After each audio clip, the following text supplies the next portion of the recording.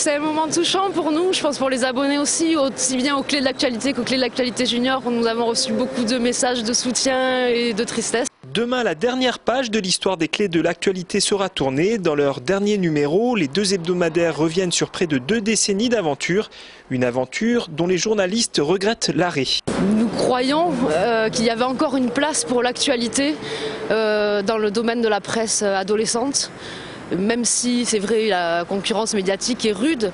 La perte sur chacun des titres est de l'ordre de 500 000 € par an, donc c'est une perte lourde pour une entreprise de la taille de Milan. Aujourd'hui, les attentes du public sur ce créneau-là sont plus au rendez-vous en nombre suffisant pour financer l'activité. Depuis septembre, les 2 titres n'étaient plus disponibles en kiosque. 70 000 abonnés continuaient de recevoir les magazines. Un chiffre en baisse constante. Le marché de la presse adolescente a quand même beaucoup souffert avec l'avènement d'Internet, les gratuits, et nous avons tous perdu à peu près un quart de nos abonnés, ce qui n'est pas négligeable.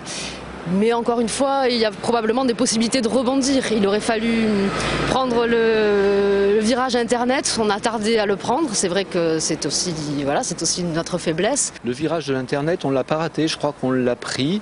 Le problème de l'Internet, c'est le financement de ces équipes de rédaction.